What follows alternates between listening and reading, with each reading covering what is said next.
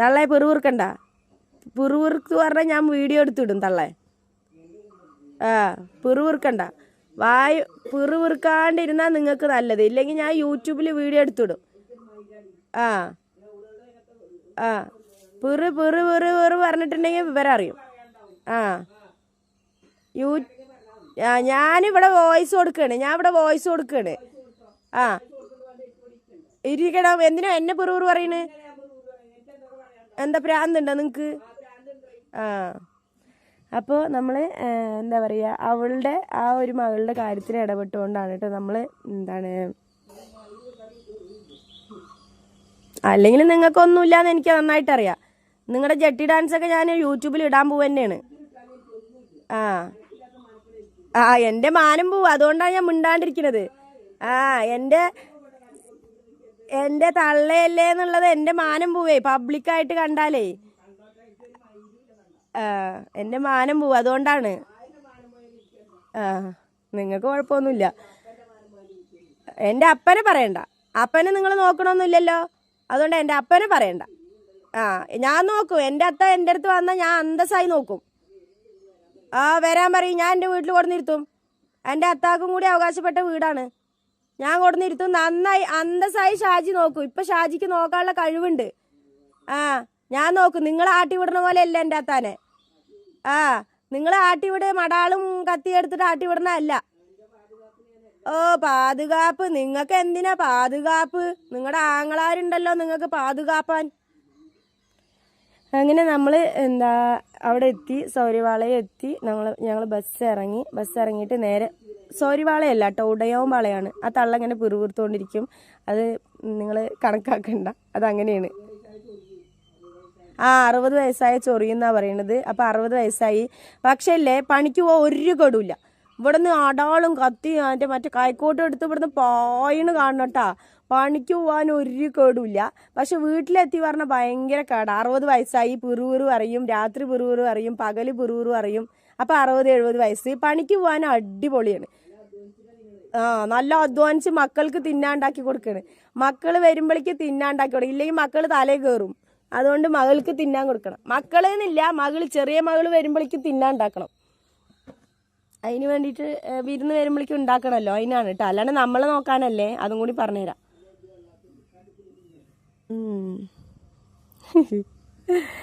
അപ്പോൾ എന്താ പറയുക, ഞങ്ങൾ ഇത് സൗര്യവാളയല്ല. സൗര്യവാള ഇതിൻ്റെ സെൻറ്റർ. ഇത് ഉടയോമ്പാളയാണ് കേട്ടോ.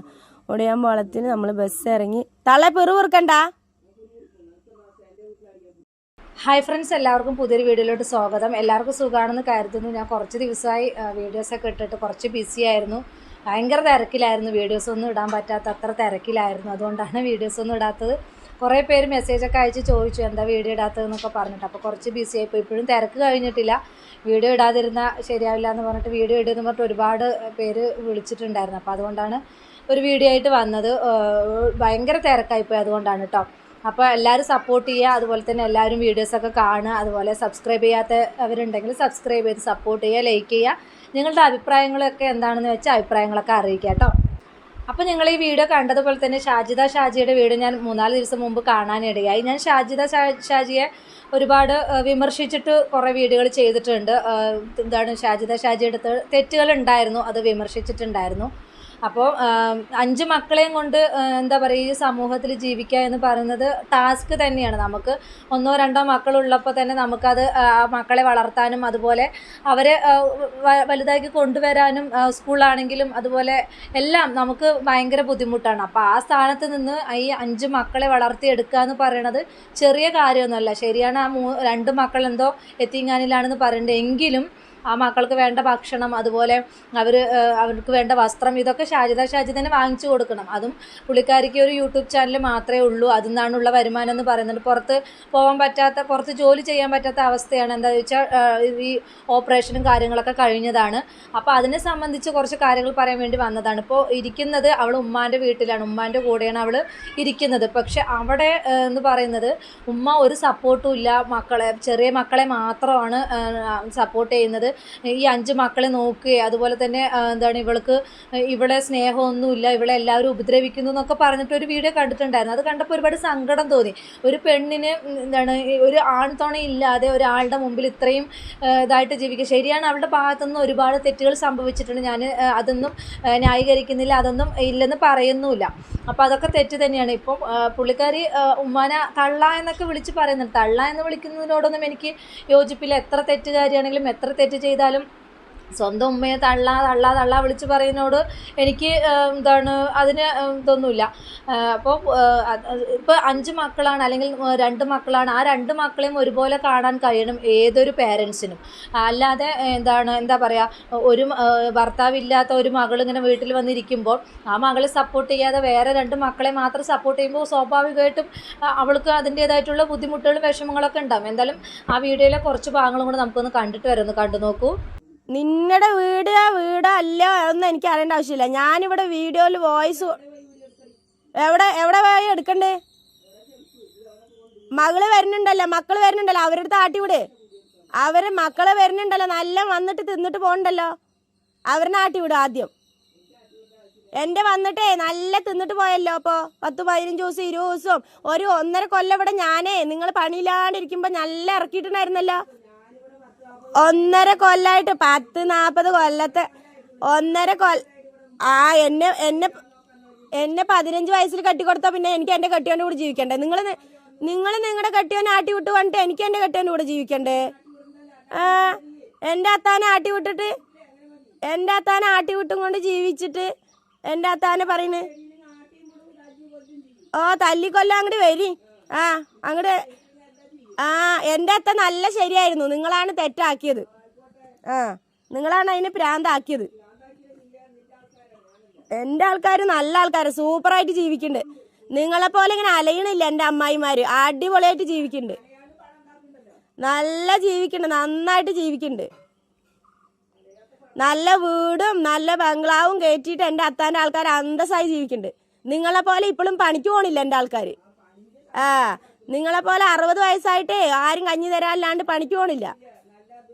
എൻ്റെ അമ്മായിൻ്റെ ആൾക്കാർ പണിക്ക് പോകണില്ല. നിങ്ങളാണ് തട്ടിപ്പ്. ആങ്ങളനെ ചാവക്കാടുള്ള ആങ്ങളനെ പറ്റിച്ചിട്ട് ജീവിക്കുന്നത്. അപ്പം നിങ്ങൾ കേട്ടല്ലോ, ഇതൊക്കെയാണ് പറയണത്. താനെ ഓടിച്ചു വിട്ടു എന്നൊക്കെയാണ് പറയണത്. അതിലൊക്കെ എത്രമാത്രം സത്യാവസ്ഥ എന്നറിയില്ല. ഉമ്മാൻ്റെ വോയിസ് ഒന്നും കേൾക്കുന്നില്ല. ഷാജിദ പറയണത് മാത്രമാണ് കേൾക്കുന്നുള്ളൂ. ഉമ്മാൻ്റെ വോയിസ് ഒന്നും പുറത്തേക്ക് കേൾക്കുന്നില്ല. എന്ത് തന്നെയാണെങ്കിലും ഉമ്മാനെ തള്ള എങ്ങനെയെന്നൊക്കെ വിളിച്ച് ഇതാവണതിനോട് എനിക്ക് യോജിപ്പില്ല. എന്താ പറയുക, അത് തെറ്റ് തന്നെയാണ്. ഇപ്പോൾ എത്ര മക്കളാണെങ്കിലും ആ മക്കളെ ഒരുപോലെ കാണാൻ കഴിയണം. ഇപ്പോൾ ആ പെണ്ണെന്ന് പറയണത് ഒരുപാട് തെറ്റുകൾ സംഭവിച്ചിട്ടുണ്ട്. അതൊരിക്കലും ന്യായീകരിക്കാൻ പറ്റില്ല. ഒരുപാട് ആണുങ്ങളുമായിട്ട് ഒരുപാട് ഇതായിട്ട് ഷറഫ് അലി അങ്ങനെയുള്ള ആളുകളൊക്കെ ആയിട്ട് പണം പറ്റിക്കും കാര്യങ്ങളും ടൂറും കാര്യങ്ങളൊക്കെ ആയിട്ട് ഒരുപാട് തെറ്റുകൾ സംഭവിച്ചിട്ടുണ്ട്. അതൊന്നും ഞാൻ ന്യായീകരിക്കുന്നില്ല.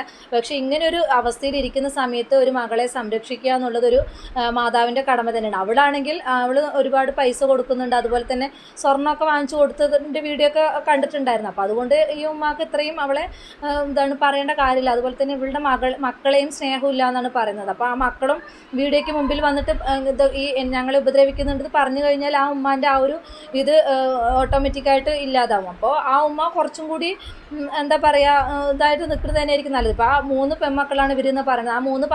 ആ 2 പെൺമക്കൾ ഇവർ നോക്കാറില്ല. അപ്പോൾ ഷാജിദയാണ് ഇവരെ നോക്കുന്നത്. അപ്പോൾ ഇവള് പറയുന്നത് കേട്ടിട്ട് ഇവർക്ക് ഇരുന്നാൽ മതിയല്ലോ. 10-60 വയസ്സായെന്ന് പറയുന്നുണ്ട്. ഷാജിദ ഇവരെ പണിക്ക് പോകണ്ടെന്ന് പറയുന്നുണ്ട്. എന്നിട്ടും പുള്ളിക്കാർ പണിക്ക് പോകുന്നത് വേറെ 2 മക്കളെ പോറ്റാൻ വേണ്ടി, വേറെ 2 മക്കൾ വിരുന്ന് വരുമ്പോൾ അവർക്ക് കൊടുക്കാൻ വേണ്ടിയിട്ടാണെന്നൊക്കെയാണ് പറയുന്നത്.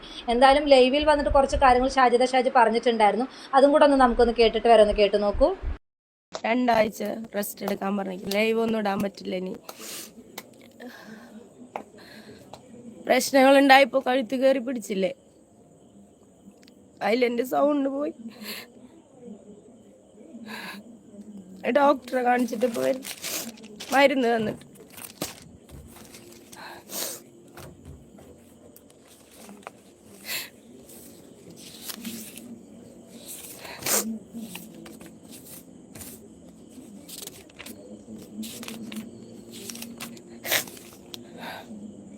ഡോക്ടർ എഴുതിയ മരുന്ന് 2 ആഴ്ച കഴിക്കണം.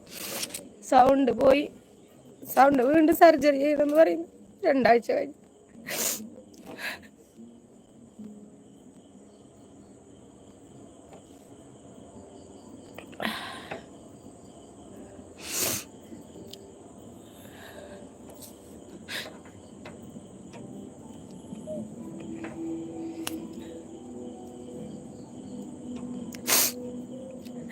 എന്തിനാ അങ്ങനെ ദ്രോഹിക്കണമെന്നറിയില്ല, എനിക്കറിയില്ല. എൻ്റെ മക്കൾ എന്നെ ഒരുപാട് ദ്രോഹിക്കുന്നു. ഇപ്പം എൻ്റെ കഴുത്ത് കയറി അവൻ പിടിച്ച് 2 ആഴ്ച 22-ാം തീയതി പ്രശ്നങ്ങൾ കഴിഞ്ഞു. ഞാൻ ഇതുവരെ വിചാരിച്ചത് ഞാൻ വെള്ളം കുടിച്ചിട്ടും തണുത്ത വെള്ളങ്ങളൊക്കെ കുടിച്ചിട്ട് എൻ്റെ സൗണ്ട് പോയിരിക്കണം. അല്ല, എൻ്റെ സർജറി കഴിഞ്ഞിട്ട് 1 വർഷം കഴിഞ്ഞിട്ടില്ലല്ലോ, എൻ്റെ ഉള്ളൊന്നും ഉണങ്ങിയിട്ടില്ല. കഴുത്ത് കയറി പിടിച്ചിട്ട് 2 ആളും ആങ്ങളെയും പെങ്ങളും കൂടി എൻ്റെ കഴുത്ത് കയറി പിടിച്ച് ഇവിടെ എൻ്റെ സൗണ്ടിൻ്റെ ആ ഭാഗത്ത് 2 ഭാഗത്ത് നീര് കെട്ടി നിൽക്കണം. ഇപ്പം എനിക്ക് എനിക്ക് കൂടുതൽ റെസ്റ്റ് എടുത്തില്ല പറഞ്ഞാൽ അടുത്ത സർജറി ചെയ്യണമെന്ന് ഡോക്ടർ പറഞ്ഞു. ഞാൻ ഇപ്പോൾ വെള്ളനാട് ഹോസ്പിറ്റലിൽ കാണിച്ചിട്ട് വന്നു. വെള്ളനാട് ഹോസ്പിറ്റലിൽ പോയി കാണിച്ച് സൗണ്ട് ഇങ്ങനെ പോയിക്കൊണ്ടേ ഇരിക്കുന്നു. ഇത് സർജറി കഴിഞ്ഞ് റിസൾട്ട് ഇനി അടുത്ത് ഞാൻ സർജറിക്ക് റെഡി ആവണം. എൻ്റെ സൗണ്ട് പോയി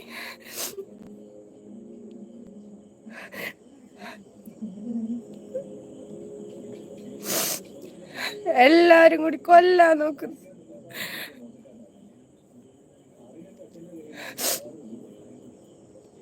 കംപ്ലൈന്റ് എല്ലാം ചെയ്തിട്ടുണ്ട്, സ്റ്റേഷനിൽ കംപ്ലൈന്റ് ചെയ്തിട്ടുണ്ട്. അവരൊരു നടപടി എടുത്തിട്ടില്ല. FIR ഫയൽ ചെയ്തിട്ടുണ്ട്. ഒരു നടപടി ഇതുവരെ എടുത്തിട്ടില്ല.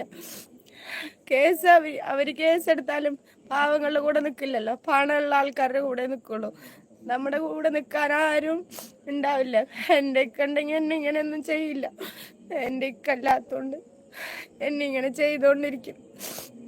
അത് 2 ആളും കൂടി കയറി എൻ്റെ കഴുത്തിൽ ഇന്ന് എനിക്കറിയില്ലായിരുന്ന കഴുത്ത് കയറി പിടിച്ച എൻ്റെ സംഭവമാണ്. ഞാൻ വിചാരിച്ചു വെള്ളം കുടിച്ചിട്ടൊക്കെ എൻ്റെ സൗണ്ട് മാറി കൊണ്ട് വരെയിരിക്കുന്നു. ഇന്ന് ഞാൻ ഡോക്ടറെ പോയി ടെസ്റ്റ് ചെയ്തു. ഉള്ളിൽ ടെസ്റ്റ് ചെയ്തപ്പോൾ ഈ സർജറിൻ്റെ ഈ ഭാഗത്തായിട്ട് നമ്മുടെ സൗണ്ടിൻ്റെ ആ സംഭവം ഉണ്ടല്ലോ, അവിടെ 2 ഭാഗത്ത് നീര് വന്നിട്ട് ഡോക്ടർ പറഞ്ഞു നല്ല റെസ്റ്റ് എടുത്തില്ല പറഞ്ഞു. അടുത്ത സർജറി ചെയ്യേണ്ടി വരും ഷാജി, സൗണ്ടിൻ്റെ പ്രശ്നമായിരിക്കും, നീ കേസ് കൊടുത്തില്ല എന്ന് എൻ്റെ അടുത്ത് ഡോക്ടർ വെച്ച്. ഞാൻ പറഞ്ഞു കേസെല്ലാം കൊടുത്തിട്ടുണ്ട്, കേസൊന്നും എടുത്തിട്ടില്ല അവര്. അവൻ്റെ ഉപ്പല്ല എന്നെ നോക്കണം. ഞാൻ കഷ്ടപ്പെട്ടിട്ട് എൻ്റെ മക്കളെ വളർത്തിയിട്ട് നോക്കിക്കൊണ്ടിരിക്കുന്നത്. എൻ്റെ സൗണ്ടിലാണ് ഞാൻ ജീവിക്കുന്നത്. ആ സൗണ്ടാണ് അവൻ ഇല്ലാണ്ടാക്കിയിരിക്കുന്നത്. എനിക്ക് എന്തെങ്കിലും സംഭവിച്ചിട്ടുണ്ടെങ്കിൽ എൻ്റെ മക്കളിന് എന്തെങ്കിലും അവര് ഇപ്പൊ ഇത്രയും ഞാൻ ക്ഷമിച്ച് അനുഭവിച്ച് നിക്കണത്. തള്ളതിന് ഫുൾ സപ്പോർട്ടാണ്. എന്നെ തല്ലുമ്പോഴോ എൻ്റെ കഴുത്ത് കയറി പിടിക്കുമ്പോഴോ ഒക്കെ കയറി നോക്കി നിൽക്കുന്നുണ്ടായിരുന്നു. ഇപ്പൊ എനിക്ക് എൻ്റെ ആ സൗണ്ടിന്റെ സംഭവം ഇനി നല്ല ക്ലിയർ ആയിട്ട് സൗണ്ട് കിട്ടണമെങ്കിൽ എനിക്ക് അടുത്ത സർജറി ചെയ്യണമെന്ന് ഡോക്ടർ പറയുന്നു. ഫുള്ള് റെസ്റ്റ് എടുക്കണം, ഫുൾ വോയിസ് റെസ്റ്റ് വേണം ഷാജി എന്ന് പറയുന്നു. ഞാൻ ഇവിടെ എല്ലാം കാണിച്ച് തൃശ്ശൂർ ജൂബിലിയിലാണ് കാണിച്ചിട്ടുണ്ടായിരുന്നത്. ഞാൻ ഇപ്പൊ വൈകുന്നേരമാണ് പോയി ടെസ്റ്റ് ചെയ്തത്. എനിക്കിങ്ങനെ സൗണ്ട് മാറി വരും, എൻ്റെ സൗണ്ടേ വരുന്നില്ല. അപ്പൊ ഞാൻ എന്താണാവോ വിചാരിച്ചിട്ട് ഞാൻ എൻ്റെ ഒരു സബ്സ്ക്രൈബർ ഫ്രണ്ടാണ് എൻ്റെ അടുത്ത് പറഞ്ഞത്, ഷാജി അന്ന് പ്രശ്നം കഴിഞ്ഞല്ല, നിന്റെ കഴുത്ത് കയറി പിടിച്ചതല്ലേ, നിനക്ക് അതിൽ എന്തെങ്കിലും പ്രശ്നം വന്നിട്ടുണ്ടാവും, നീ ഒന്ന് പോയി ഡോക്ടറെ കാണിക്കുന്നു. അങ്ങനെ അവരുടെ കൂട്ടം കേട്ടിട്ട് ഞാൻ ഇന്ന് ഡോക്ടറെ കാണിക്കാൻ പോയി. അപ്പോഴാണ് എൻ്റെ അടുത്ത് ഡോക്ടർ പറഞ്ഞത് സർജറി കഴിഞ്ഞിട്ട് ഉള്ളൊന്നും ഉണങ്ങിയിട്ടില്ല, ഈ ഭാഗമൊന്നും ഉണങ്ങിയിട്ടില്ല, എനിക്ക് ഈ ഭാഗത്തൊക്കെ വേദന ഉണ്ട്, എൻ്റെ ഈ സൗണ്ടിൻ്റെ 2 സൈഡ് നീര് വന്നിരിക്കണം. ഞാൻ ഡോക്ടർക്ക് പറഞ്ഞു ഞാൻ യൂട്യൂബ് ചാനൽ നടത്തിക്കൊണ്ടിരിക്കുന്നത്. അങ്ങനെയാണ് എൻ്റെ മക്കളെ നോക്കണത്. എൻ്റെ സൗണ്ട് ഇല്ലാണ്ട് എനിക്ക് ജീവിക്കാൻ പറ്റില്ല, എനിക്ക് സൗണ്ട് വേണം എന്ന് പറഞ്ഞപ്പോൾ ഡോക്ടർ പറഞ്ഞു നീ എന്തായാലും റെസ്റ്റ് എടുക്കണം മോളെ, റെസ്റ്റ് എടുത്തില്ല എന്ന് പറഞ്ഞിട്ടുണ്ടെങ്കിൽ നിന്റെ സൗണ്ട് ഫുള്ളായിട്ട് പോവും, അടുത്ത് സർജറി ചെയ്യേണ്ടി വരും എന്ന് പറയുന്നു.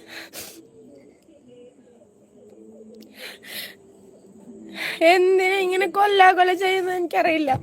ഞാൻ എൻ്റെ മക്കൾ ഒരാളെയും ശല്യപ്പെടുത്താം, ഞാനുണ്ട് എൻ്റെ പാടുണ്ട് പറഞ്ഞിട്ട് പോകുന്നു. ഒരാളെടുത്ത് 1 ഉറുപ്പ്യ ചോദിക്കാൻ ഞാൻ പോണില്ല.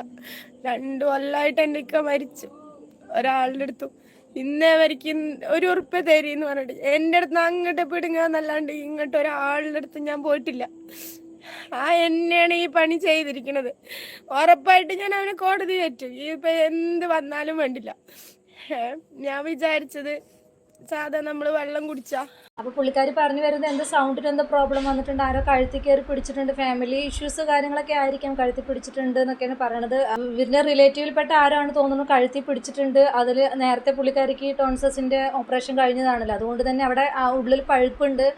ഈ കഴുത്തിലൊന്നും പിടിക്കാൻ പറ്റില്ലല്ലോ. അതിന് ഉള്ളിൽ നമ്മളിപ്പോൾ ഓപ്പറേഷൻ കഴിഞ്ഞ സ്ഥലത്ത് പെട്ടെന്നൊന്നും നമ്മുടെ ഇത് ഉണങ്ങില്ല. അതിന് സമയം പിടിക്കും. ഇത്ര മാസങ്ങളൊക്കെ കഴിയും അല്ലെങ്കിൽ വർഷങ്ങളൊക്കെ കഴിയുമ്പോഴാണ് ഉള്ളിൽ ഉണങ്ങുള്ളൂ. പെട്ടെന്നൊന്നും അത് ഉണങ്ങില്ല. അപ്പോൾ അതിൽ കഴുത്തിലൊക്കെ പിടിച്ചു. എന്ത് തന്നെയാണ്, എന്ത് ഫാമിലി ഇഷ്യൂസ് ആണെങ്കിലും ഒരിക്കലും നമ്മൾ അവരുടെ എന്താ പറയുക ഇതിൽ ഇതായി ചെയ്യരുത്. അവർക്ക് അറിയാമല്ലോ ഇത്രയും ഇതായിട്ട് റിസ്ക് ആയിട്ടാണ് ആ പുള്ളിക്കാരൻ്റെ ഓപ്പറേഷൻ കഴിഞ്ഞത്. അവിടെ പിടിക്കാൻ പാടില്ല എന്ന് ആ ചെറുക്കന് അറിയാം. എന്നിട്ടും അവൻ അവിടെ പിടിച്ചിട്ട് ചാവണമെങ്കിൽ ചാവട്ടെ, അല്ലെങ്കിൽ അത് പഴുത്ത് പൊട്ടട്ടെ എന്നുള്ള രീതിയിലായിരിക്കും ആ ചെറുക്കൻ അങ്ങനെ ചെയ്തത്. ഒരിക്കലും എത്ര ശത്രുവാണെങ്കിലും ഈ അടി ഉണ്ടാക്കും. നിങ്ങൾക്ക് സംസാരിച്ച് തീർക്കാതല്ലോ. അതൊരു സ്ത്രീയാണ്, അത് 5 മക്കളെ, ആരും സഹായമില്ലാതെ 5 മക്കളെ വളർത്തണമെന്നൊക്കെയാണ് പറയുന്നത്. അപ്പോൾ അവരെ കഴുത്തി പിടിച്ചിട്ട് ഇങ്ങനെ ഒരു കടുങ്കൈ ചെയ്തത് ഒരിക്കലും ശരിയായില്ല. ആ പുള്ളിക്കാരൻ്റെ സൗണ്ട് പോയി കഴിഞ്ഞാൽ എങ്ങനെ അവർ ജീവിക്കും? എന്ത് തന്നെയാണെങ്കിലും, എന്ത് തെറ്റ് ചെയ്തിട്ടുണ്ടെങ്കിലും ആ 5 മക്കളെ അവൾ വേറെ എവിടെയും ഉപേക്ഷിക്കുക, അവൾ എനിക്ക് നോക്കാൻ പറ്റില്ല എന്ന് പറഞ്ഞിട്ട് കളയേ ചെയ്തിട്ടില്ല, കൊല്ലുകയോ ചെയ്തിട്ടില്ല. ആ മക്കളെ അന്തസ്സായിട്ട് തന്നെ പുള്ളിക്കാരി നോക്കുന്നുണ്ട്. ആ 2 മക്കൾ മാത്രമാണ് എത്തിങ്ങാനി പഠിക്കുന്നുള്ളൂ. ബാക്കി 3 മക്കളും പുള്ളിക്കാരി കൂടെ തന്നെ നിർത്തി പഠിപ്പിക്കുന്നുണ്ട്. അപ്പോൾ അതിനൊക്കെ എന്തായാലും ആ പുള്ളിക്കാരിയെ നമിച്ചേ പറ്റുള്ളൂ. തെറ്റ് സംഭവിച്ചിട്ടുണ്ട്, അതാർക്കും തെറ്റ് സംഭവിക്കാം. അതിനൊരിക്കലും ആർക്കും ന്യായീകരിക്കാൻ കഴിയൂല. അപ്പോൾ അത് തെറ്റ് തന്നെയാണ്. എങ്കിൽ കൂടി ഈ ഒരു അവസ്ഥ കണ്ടപ്പോൾ ഒരുപാട് സങ്കടം തോന്നി ഷാജിൻ്റെ ഈ ഒരു അവസ്ഥ കണ്ടപ്പോൾ. അപ്പോൾ എന്താ പറയുക, ഇങ്ങനെ ഒരു സ്ത്രീയോടും ഇങ്ങനൊരു ക്രൂരത കാണിക്കാൻ പാടില്ല എന്നാണ് ഈ ഒരു അവസരത്തിൽ എനിക്ക് പറയാനുള്ളത്. അത് എന്ത് തെറ്റാണെങ്കിലും, ആ പുള്ളിക്കാരി എന്തെങ്കിലും തെറ്റ് ചെയ്തിട്ടുണ്ടെങ്കിൽ നിങ്ങൾക്ക് നിയമപരമായിട്ട് നേരിടാലോ. അവളെ ഈ ദേഹോപദ്രവം ചെയ്ത് അവളെ ഓപ്പറേഷൻ ചെയ്ത സ്ഥലത്ത് ഇങ്ങനെ ഇതാക്കേണ്ട കാര്യമില്ലല്ലോ. എന്തായാലും ബാക്കി ഭാഗം കൂടെ നമുക്കൊന്ന് കണ്ടിട്ട് വരെ കണ്ടു നോക്കൂ. എനിക്ക് തണുത്ത വെള്ളമൊക്കെ കുടിച്ച ജലദോഷവും കാര്യങ്ങളൊക്കെ വരും. അതിലെൻ്റെ സൗണ്ട്, സർജറി കഴിഞ്ഞിട്ട് എൻ്റെ സൗണ്ട് പോയിട്ടേ ഉണ്ടായിരുന്നില്ല. അപ്പോൾ എൻ്റെ നോർമൽ സൗണ്ട് എനിക്ക് വരുന്നേ ഇല്ല. എൻ്റെ സൗണ്ട് മാറിയിട്ട് ഓരോ ദിവസം കഴിയുന്തോറും എൻ്റെ സൗണ്ട് മാറിയിട്ട് തന്നെ വരിക. വലിയ സൗണ്ട്, ആണുങ്ങളുടെ സൗണ്ട്. അതുപോലെ തന്നെ ഷൗട്ട് ചെയ്ത് സംസാരിക്കുക. ഡോക്ടർ പറഞ്ഞു ഷൗട്ട് ചെയ്ത് സംസാരിക്കുമ്പോഴും. ഇപ്പം എൻ്റെ അടുത്ത് പറഞ്ഞിരിക്കുന്നു കുട്ടികളടക്കം ഇങ്ങനെ ഉറക്ക വിളിക്കണ്ട, അതുപോലെ സൈലൻ്റായിട്ട് സംസാരിക്കുക. ലൈവ് ഞാൻ യൂട്യൂബിൽ ലൈവൊക്കെ ഇടുന്നുണ്ട് പറഞ്ഞപ്പോൾ ലൈവ് ഒന്നും ഇടണ്ട മോളെ, സൗണ്ടിന് ഭയങ്കരമായിട്ട് ബാധിച്ചിട്ടുണ്ട്, സർജറി ഇപ്പം കഴിഞ്ഞിട്ടല്ലേ ഉള്ളൂ, നീ നല്ല റെസ്റ്റ് എടുക്കണം എന്ന് പറഞ്ഞു. അവൻ എൻ്റെ കഴുത്ത് കയറി പിടിച്ചു. എനിക്കൊന്നും ചെയ്യാൻ അറിയാനിട്ടല്ല. എൻ്റെ അടുത്ത് ഒരുപാട് പേര് അവൻ്റെ ഫോട്ടോ കാര്യങ്ങളൊക്കെ അയച്ചിട്ട് നിയമപരമായിട്ട് അവരൊന്നും ചെയ്യില്ലെങ്കിൽ ബാക്കിയുള്ള കാര്യങ്ങൾ ഞങ്ങൾ നോക്കാമെന്ന് പറയുന്നുണ്ട്. ഞാൻ ഇന്ന് SIക്കും കാര്യങ്ങൾക്കും ബാക്കിയുള്ളവർക്കൊക്കെ വിളിച്ചിട്ടുണ്ട്. എൻ്റെ സൗണ്ടിന് എന്തെങ്കിലും സംഭവിച്ചിട്ടുണ്ടെങ്കിൽ ബാക്കി കാര്യങ്ങൾ ഞാൻ അപ്പം പറഞ്ഞുതരാം.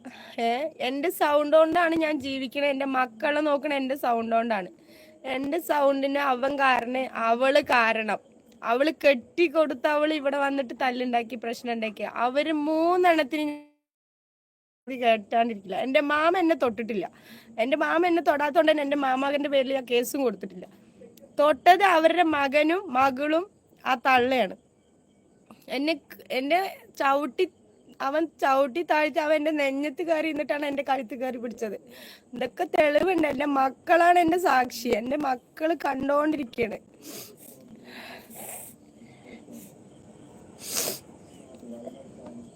ഞാൻ കേസ് കൊടുത്തിട്ട് 2 ആഴ്ച കഴിഞ്ഞു. ഇതുവരെ നിയമപരമായിട്ട് ഒന്നും, അവനിവിടെ വലസിയും കൊണ്ട് നടക്കുന്നുണ്ട്. ഇതുവരെ ഒരു കേസിന്റെ ഒരു ഇതും അവരെടുത്തിട്ടില്ല. ഇങ്ങനെയാണ് പറഞ്ഞാൽ ഞാൻ വക്കീലിനെ കാണും, ഞാൻ വേറുള്ള കാര്യങ്ങൾ ഞാൻ ചെയ്യും. എനിക്കിപ്പോൾ ഈ സൗണ്ടിൻ്റെ കാര്യം ഞാൻ വിചാരിച്ചു, ഞാൻ പറഞ്ഞല്ലോ വെള്ളം, അങ്ങനെ ജലദോഷം, എനിക്ക് അലർജിൻ്റെ പ്രശ്നങ്ങളൊക്കെ ഉണ്ട്, അതുകൊണ്ടായിരിക്കും എൻ്റെ സൗണ്ട് പോണത് എന്ന് ഞാൻ വിചാരിച്ചു. പക്ഷെ ഇങ്ങനെ ഒരു പ്രശ്നം ഉണ്ടെന്ന് ഞാൻ ഒരിക്കൽ പോലും വിചാരിച്ചില്ല. എന്നിട്ട് ഞാൻ ഈ തിരക്കിൻ്റെ ഇടയിൽ വില്ലേജിൽ പോയി ബാക്കിയുള്ള കാര്യങ്ങൾ കൊറിയർ അയച്ച് എല്ലാം കഴിഞ്ഞിട്ട് ഞാൻ ജസ്റ്റ് ഒന്ന് പോയി നോക്കിയതാണ് ഡോക്ടറടുത്ത്. എന്തെങ്കിലും പ്രശ്നം ഉണ്ടെങ്കിൽ പൈസ പോണത് നോക്കണ്ട. ഇന്നിപ്പോൾ എത്ര 1500-2000 ചിലവായിട്ടുണ്ട്. ആ പൈസ പോണത് അപ്പോൾ എന്ത് തന്നെയാണെങ്കിലും ഒരു പെണ്ണിനെ തല്ലുക എന്ന് പറയുന്നത് കുറ്റകരം തന്നെയാണ്. അപ്പോൾ പുള്ളിക്കാരി നിയമപരമായിട്ടൊക്കെ പോകുന്നുണ്ട്, പറയുന്നുണ്ട് ഒരു സ്ത്രീയെ ഉപദ്രവിക്കുക എന്ന് പറയുന്നത് ഏറ്റവും വലിയ തെറ്റ് തന്നെയാണ്. അത് ഒരിക്കലും അത് എന്താണ് കേസിൻ്റെ ഭാഗത്താണെന്നാണെങ്കിലും പോലീസ് സ്റ്റേഷനിൽ പോയി കംപ്ലയിൻറ്റ് ചെയ്താലും അവരത് കേസ് എടുക്കുക തന്നെ ചെയ്യും. ഒരു പെണ്ണിനെ ഉപദ്രവിക്കുക എന്ന് പറയുന്നത് വലിയൊരു തെറ്റ് തന്നെയാണ്. അപ്പോൾ എനിക്ക് ഷാജിദയോട് പറയാനുള്ളത് നിയമപരമായിട്ട് പോകാൻ തന്നെയാണ്. എന്താണ് സ്ട്രോങ് ആയിട്ട് നിന്ന് മുന്നോട്ട് പോവുക, മക്കൾക്ക് വേണ്ടി ജീവിക്കുക, ഇനിയും കള്ളത്തരത്തിലും വഞ്ചനയിലൊന്നും വീഴാതിരിക്കുക. ഈ ഒരു രീതിയിൽ നല്ലതായിട്ട് അധ്വാനിച്ച് ജീവിക്കുകയാണെങ്കിൽ ആളുകൾ ഉണ്ടാവും, എല്ലാവരും സപ്പോർട്ടായിട്ട് ഉണ്ടാവും. ഇല്ലെങ്കിൽ എന്താ പറയുക, തെറ്റുകുറ്റങ്ങളിലൂടെ പോകുന്ന സമയത്താണ് ആളുകൾ വിമർശിക്കുന്നത്. ഒരുപാട് ആളുകൾ ഷാജിദ സപ്പോർട്ട് ചെയ്ത ആളുകളാണ്. എന്തായാലും ഷാജി നല്ല രീതിയിൽ നിന്നതാണെങ്കിൽ എല്ലാവരും സപ്പോർട്ടായിട്ട് ഉണ്ടാവും. ഇടയിൽ ഷറഫ് അലി ആയിട്ടുള്ള പ്രശ്നങ്ങളും അതുപോലെ റൌഫായിട്ടുള്ള ഇതൊക്കെ വന്ന് പബ്ലിക്കിന് മുമ്പിൽ വന്നിട്ട് പറഞ്ഞപ്പോൾ, അതുപോലെ ഇൻ്റർവ്യൂവിലും പല കാര്യങ്ങളും എന്തൊക്കെയൊക്കെയോ വന്ന് പറഞ്ഞത് കൊണ്ടാണ് ഇത്രയും പ്രശ്നങ്ങളായത്. ആളുകളെല്ലാം തിരിഞ്ഞതും സപ്പോർട്ട് ചെയ്തവരെല്ലാം തിരിഞ്ഞത്. അപ്പോൾ എന്തായാലും ഷാജി കുറച്ചുകൂടെ എന്താണ് ആലോചിച്ച് കാര്യങ്ങൾ മുന്നോട്ട് കൊണ്ടുപോവുക. എന്താ പറയുക, ഇനിയും എന്താ പറയുക, ഒരു ഭർത്താവില്ലാതിരിക്കുന്ന സമയത്ത് പല ചതിക്കുഴികളും ഉണ്ടാകും. അതിലൊന്നും വീഴാതെ സ്ട്രോങ് ആയിട്ട് നിന്നിട്ട് ആ മക്കളെ നോക്കുക. അപ്പോൾ ബന്ധുക്കളുടെ ഭാഗത്തുനിന്നും ഇതാണ് കോലം, ആ ഒരു സപ്പോർട്ടോ കാര്യങ്ങളോ ഒന്നുമില്ല. അപ്പോൾ നല്ലതായിട്ട് സ്ട്രോങ് ആയിട്ട് നിന്ന് മുന്നോട്ട് പോവുക എന്ന് മാത്രമാണ് എനിക്ക് ഈ ഒരു അവസരത്തിൽ പറയാനുള്ളൂ. ഈ വീഡിയോ കാണുന്ന നിങ്ങൾക്ക് എന്താണ് പറയാനുള്ളതെന്ന് വെച്ചാൽ നിങ്ങൾ കമൻറ്റ് ബോക്സിൽ അറിയിക്കുക. അപ്പോൾ അത്രയുള്ള എൻ്റെ ടോപ്പിക് പുതിയൊരു ടോപ്പിക്കുമായി നമുക്ക് വീണ്ടും കാണാം.